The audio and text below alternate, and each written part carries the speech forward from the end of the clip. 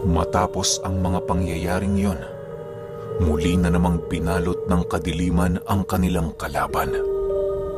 Sa pagkawala nito sa likuran ni Tandang Lauryo, ay ang mabilis na namang paglapit sa kanya ng dalawa niyang gabunan.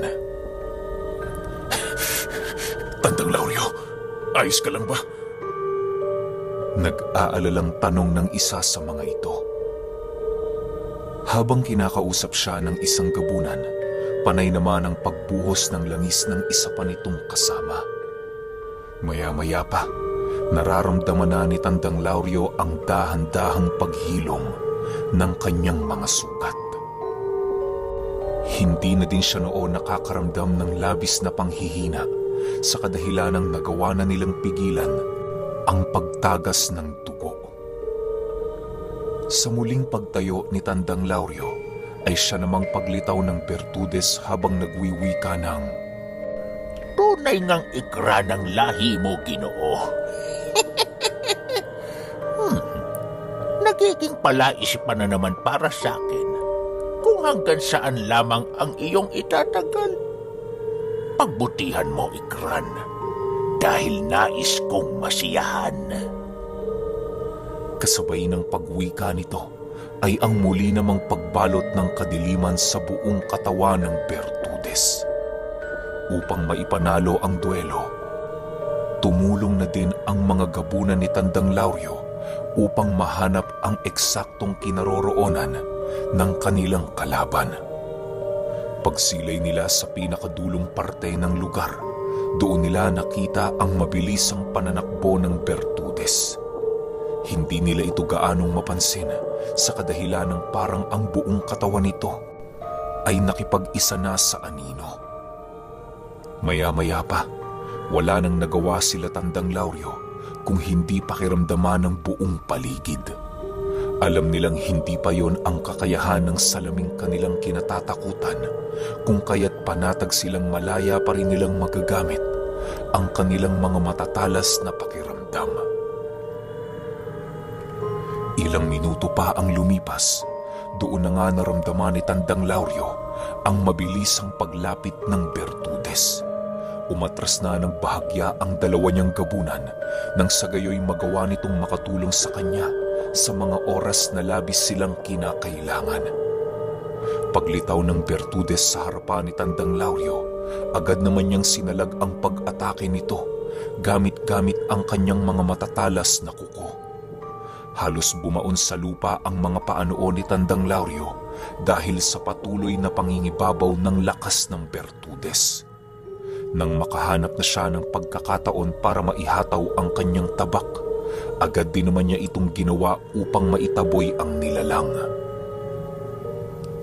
Sa pagsilay ng Bertudes sa talim ng tabak ni Tandang Lauryo, mabilisan naman niya itong hinawakan na para bang isa yung tabak na walang talim. Matapos niyang gawin ang bagay na yon, agad naman niyang kinuha kay Tandang Lauryo ang armas nito upang ipagpatuloy ang ginagawa niyang pag-atake. Sabi ko naman sa iyo, Ikran, walang saysayang makipaglaban sa isang nilalang na nasa kaparehas mong panig. Sumuko ka na't nang matapos ng pagtutuos na ito. Wika ng Bertudes. Kasabay ng pagwika nito ay ang mabilisan naman itong pagsuntok kay Tandang Lauryo sa ilalim ng bahagi ng kanyang tiyan. Halos kumalas na noon ang kanyang kaluluwa sa kadahilanang ramdam niya ang bigat ng pag-atake. Nang akmang luluhod na siya, mabilisan naman niya itong pinigilan at dali-daling sinunggaban ng nilalang. Sa pagtalon dito ni Tandang Lauryo, mabilisan naman silang bumagsak sa lupa habang ipinagpapatuloy ang kanilang pakikipagbuno. Nananatiling nagmamasid lang naman noon ang kanyang mga gabunan alinsunod sa kanyang utos. Habang nasa ilalim ni Tandang Lauryo ang nilalang, hindi na niya ito binigyan ng pagkakataon upang makagante sa kanyang mga pag-atake. Wala nang nagawa noon ang Bertudes kung hindi ang sumalag na lamang sa lahat ng pag-ataking ginagawa ni Tandang Lauryo. Panay na din ang pagsisigaw nito na para bang labis na ang kanyang galit sa kanilang ginagawang duelo. Maya-maya pa, bigla namang natigilan ang pinunong gabunan nang masipat niya ang pagbaba ng kaliwang braso ng nilalang. Matapos niyang masilayang lumapat ang palad nito sa lupa, kisap mata lamang noon ang naging pagitan nang biglang umusbong ng napakabilis ang ugat na singtulis ng isang sipat. Agad itong tumagos sa kanyang kaliwang binti na siyang nagdulot sa kanya ng labis na sakit. Sa puntong yon, wala nang nagawa si Tandang Lauryo kung hindi ang pakawala ng Bertudes na kanyang nadakip. Nang makalayo na ito sa kanyang kinaroroonan, dahan-dahan naman siyang nag-angil habang pinipilit ang kanyang sarili na tumayo. Sa muling pagsilay niya sa kinaroroonan ng kanyang kalaban, bigla naman siyang natigilan nang masipat niya itong dahan-dahang gumagawa ng isang ritual. Ginagawa niya yon sa pamamagitan ng pangdigmang sayaw. Habang patuloy niya itong pinagmamasdan, panay naman ang pag-isip ni Tandang Lauryo ng kanyang kinakailangang gawin upang manalo sa digmaan. Pagmasdan mo ko, Ikran, kung paano ko gawin ang nakalimutang sining ng Salamanca. Wika ng Bertudes. Kasabay ng pagwika nito ay ang mabilisan naman itong pagpatuloy ng kanyang ritual sa pamamagitan ng pagsayaw. Sinasabayan ito ng mga pag-uusal na halos hindi magawang maintindihan ni Tandang Lauryo. Maya-maya pa, bigla naman siyang napaatras sa kanyang kinaroroonan nang maramdaman niya ang dahan-dahang pagbigat ng buong paligid. Maya-maya pa, laking gulat na lamang ni Tandang Lauryo nang masipat niya ang dahan-dahang pagbabagong anyo ng nilalang. Bigla itong napadapa sa lupa habang patuloy na nagsisiuslian ang kanyang matatalas na balahibo. Paglalarawan ni Tandang Lauryo sa nilalang na yon, maihahalin tulad mo ang kaanyuan nito sa isang mabangis na lobo. Yun nga lang, hindi normal ang mga kuko nito at mga pangil na nagsiuslian sa kanyang bunganga. Namumula din ang mga mata ng nilalang na yon at meron itong hindi pangkaraniwang laki ng mga kalamnan. Singlaki din ito ng kalabaw na siyang labis namang ikinabahala ni Tandang Lauryo. Matapos nitong makapagpalit ng anyo, dahan-dahan itong lumapit sa kanyang kinaroroonan habang patuloy na nag-aangil. Nang masipat ito ng kanyang mga gabunan, agad naman itong nagsipalit ng kanilang mga anyo at walang pagdadalawang isip na sinunggaba ng Bertudes. Pagsilay sa kanila ng nilalang, agad din naman itong sinalubong ang ginawang pag-atake ng dalawang gabunan na siyang labis na ikinabahala ni Tandang Lauryo. Walang sabi-sabi, agad naman niyang sinugod ang Bertudes upang mapigilan ang nais nitong gawin sa kanyang mga kasama.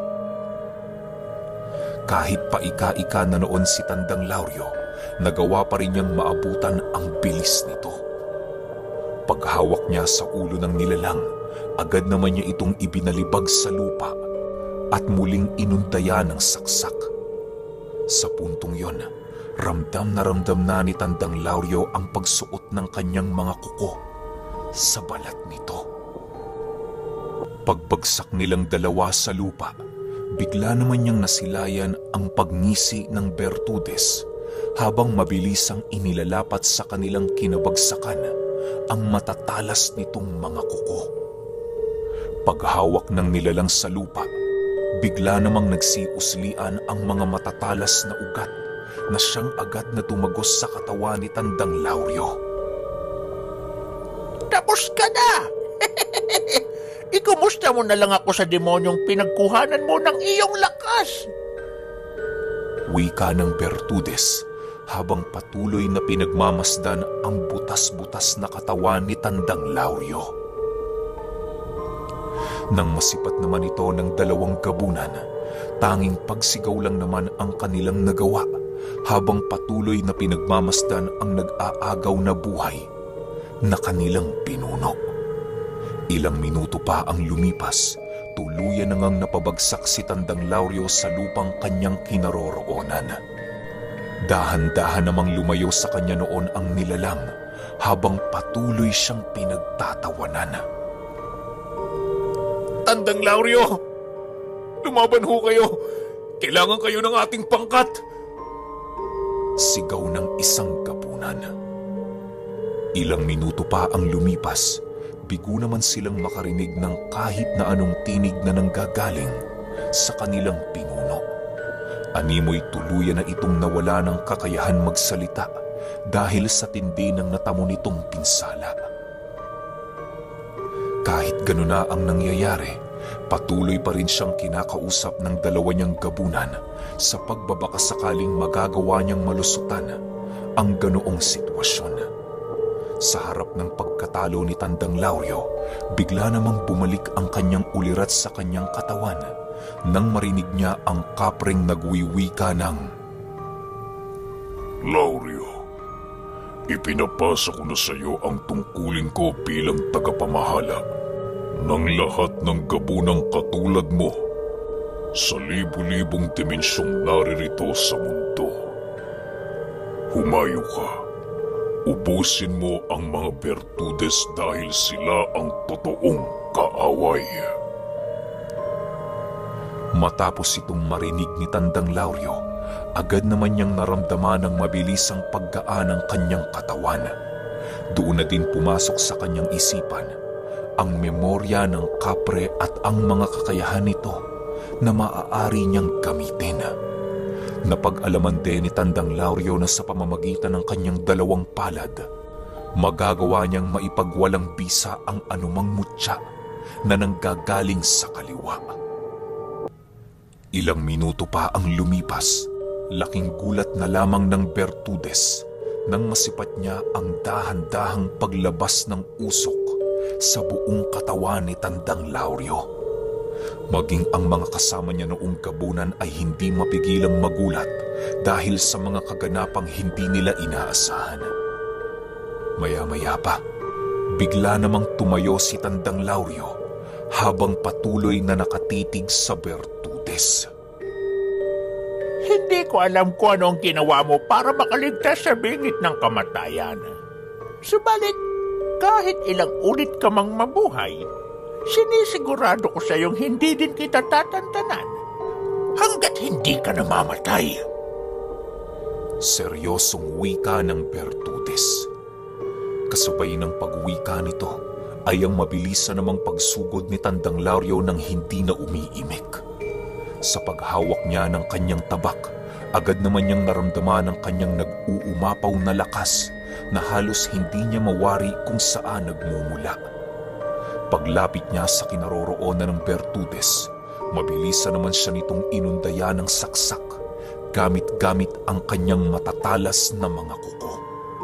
Ngunit bago pa man ito lumapat sa katawan ni Tandang Lauryo, bigla naman itong naagnas ng salubungin nito ng kanyang kanang palad. Sa pagkakataong yun, wala nang nagawa ang Bertudes kung hindi ang magulat sa kanyang ipinamalas na kakayahan. Bago pa man siya magawang mahawakan ni Tandang Lauryo, mabilisan naman itong kumaripas ng takbo, papalayo upang magawa niyang maunawaan ang ipinamalas na abilidad ng gabunan.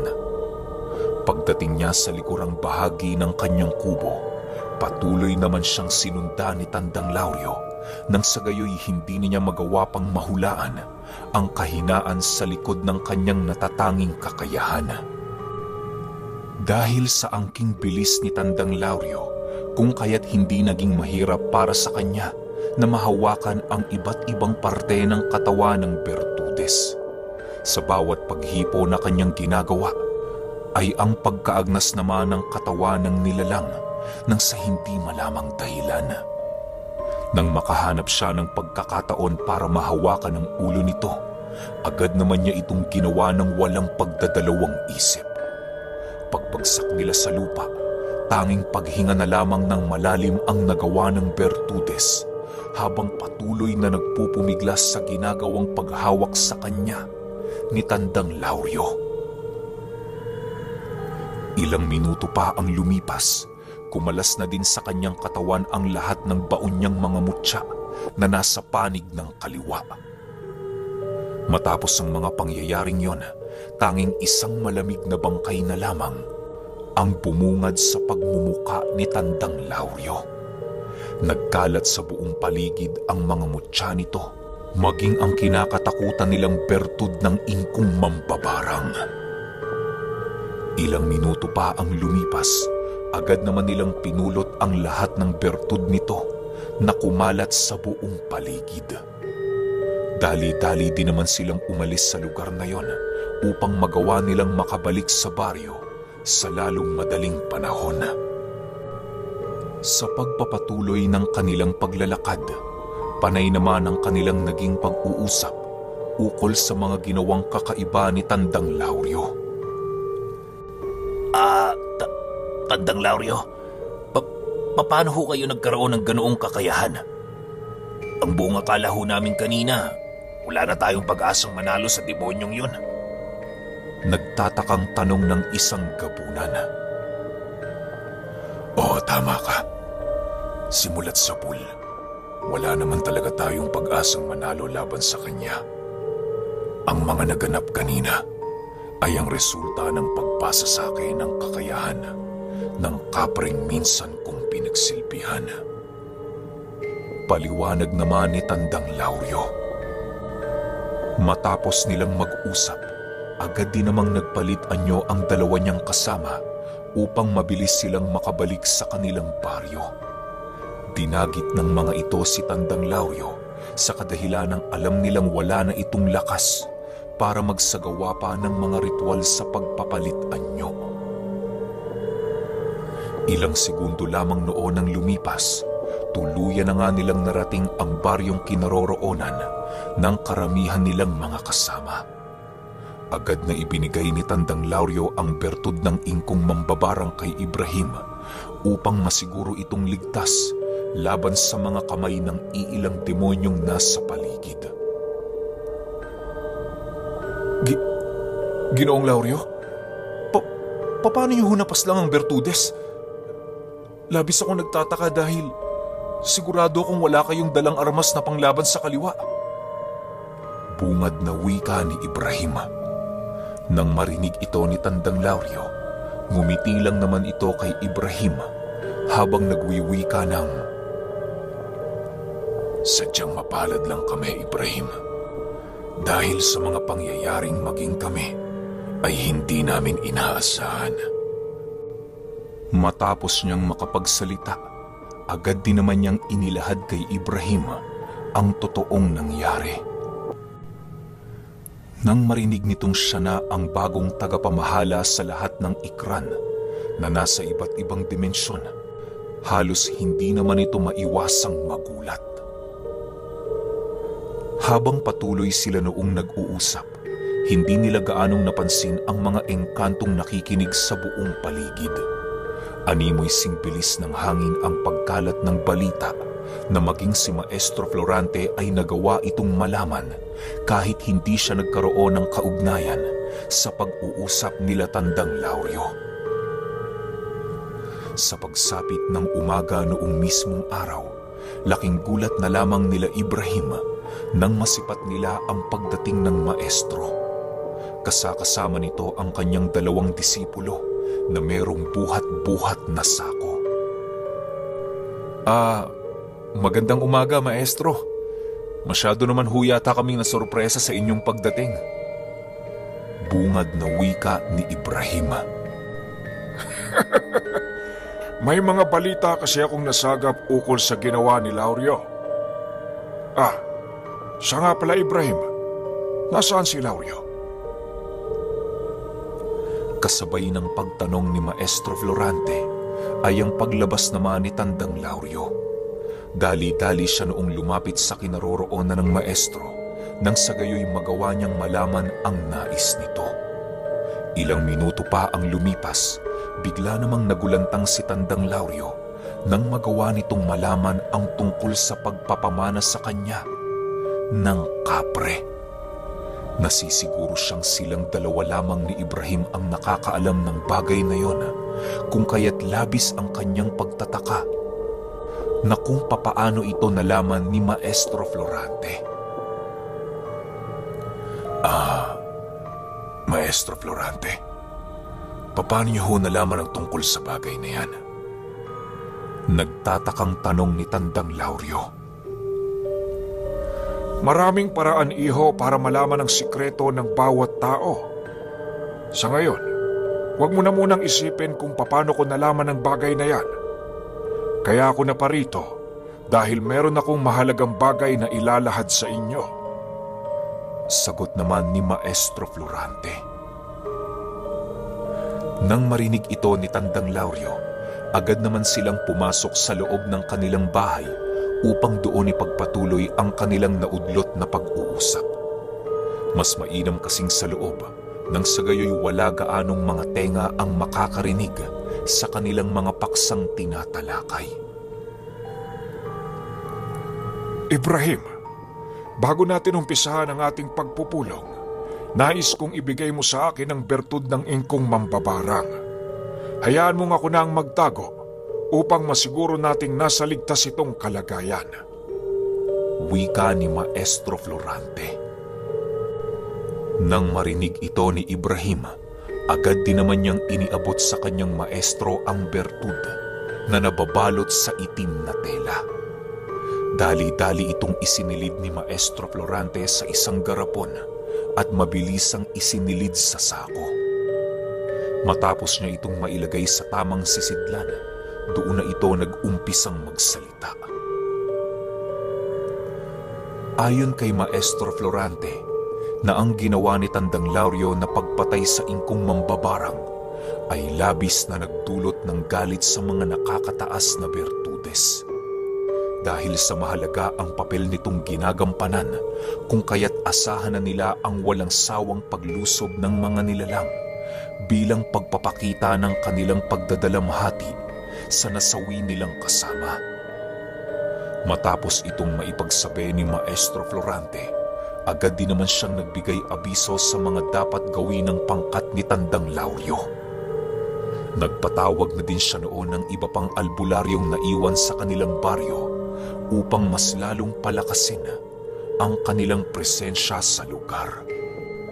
Habang papalapit na noon ang pagsapit ng gabi, panay naman ang kanilang ginagawang paghahanda sa maaaring paglusob ng mga bertudes. Nang malaman ni Maestro Florante ang mga trenserang kanilang ginawa, agad din naman sila nitong inutusan na magbao ng mga pangontra sa lugar na yon. Nilagyan din nila ito ng mga patibong upang masigurong magawa nilang mapaslang ang mga bertudes na mahuhulog sa lugar. Sa pagsapit ng takip-silim noong mismong araw, halos hindi na magkamayaw ang lahat ng mga kasama nila Tandang Lauryo dahil sa tindi ng trabahong kanilang ginagawa. Sa sobrang bilis gumalaw ng mga ito, animoy ang pakiramdam ni Tandang Lauryo. Meron silang proyektong kinakailangang matapos bago sumapit ang lalim ng gabi. Nang magawa na nilang mabaunan ng lahat ng pangontra ang buong paligid, agad din naman silang bumalik upang hintayin ang nalalapit na pagsugod ng mga bertudes. Kagaya ng mga naganap noong nakaraang gabi, muling nag-iwan sila Tandang Lauryo ng mga aswang na magbabantay sa trensera upang makapagbigay ng mensahe sa kung ano na ang mga kaganapan sa lugar na kanilang nasasakupan. Pagsapit ng 6:00 ng gabi noong mismong araw, muli na naman silang nakasilay ng napakaraming ibon na naglipana sa buong kalangitan. Magsipaghanda kayo. Nalalapit na ang pagsalakay ng mga bertudes. Wika ni Maestro Florante sa lahat ng mga kasama nilang nakabantay sa paligid. Pinili naman nila noong manatili sa bahay ni Tandang Lauryo alinsunod sa napagkasunduan nilang plano. Pagpatak ng 7:00 ng gabi, bigla naman nilang naramdaman ang pagbuhos ng ulan sa buong paligid. Ilang minuto pa ang lumipas, doon na nga nila narinig ang pagtunog ng isang tambuli, di kalayuan sa kanilang kinaroroonan. Maya't maya na rin ang pagdating ng mga mensaherong aswang upang makapagbigay ng ulat tungkol sa mga kaganapan na kanilang nasaksihan. Ayon sa mga mensahero, na may nasipat na umano silang isang hukbo ng mga Bertudes na kung saan merong mga kasakasamang mga itim na engkanto.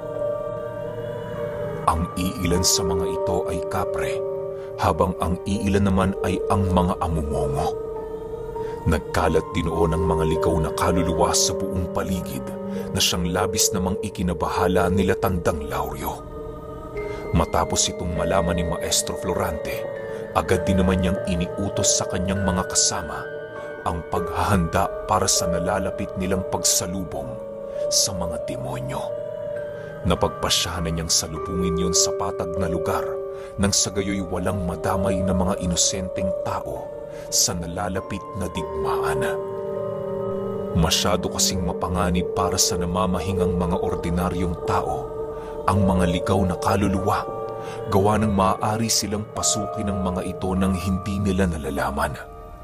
Kapag nagkataong nangyari ang bagay na yon, hindi na nila magagawang mapigilan ang pagkamatay ng iilang kababaryo ni Tandang Lauryo. Matapos ang kanilang paghahanda, agad naman silang naglakad patungo sa patag. Dala-dala nila noon ang lahat ng kanilang mga armas na maaari nilang magamit laban sa mga Bertudes. Ilang minuto pa ang lumipas, doon na nga nila nasipat ang hukbo ng mga ito na halos hindi nila magawang mabilang dahil sa sobrang dami. Lauryo, ihanda mo na ang pangkat mo. Kayo ang magsisilbing pain namin para magtagumpay sa digmaang ito. Wika ni Maestro Florante. Sige ho, Maestro. Masusunod ho. Sagot naman ni Tandang Lauryo. Kasabay ng pagwika nito ay siya namang pag-alulong ni Tandang Lauryo upang tawagin ang lahat ng aswang na nasa ilalim ng kanyang pamamahala. Dali-dali din siya noong nagpalit ng anyo upang paghandaan ang nalalapit na digmaan. Maya-maya pa, bigla naman silang naantala nang masipat nila ang isang Bertudes na dahan-dahang naglalakad papalapit sa kanilang kinaroroonan. Nanlilisik ang mga mata nito at tila ba hindi ito masaya na sila ay makita. Ilang minuto pa ang lumipas, ninais na ding lapitan yon ni Maestro Florante upang magawa nilang mag-usap. Sumama na din noon sila Ibrahim at Tandang Lauryo nang sa gayoy magawa nilang maprotektahan ang maestro sa mga pangyayaring hindi inaasahan.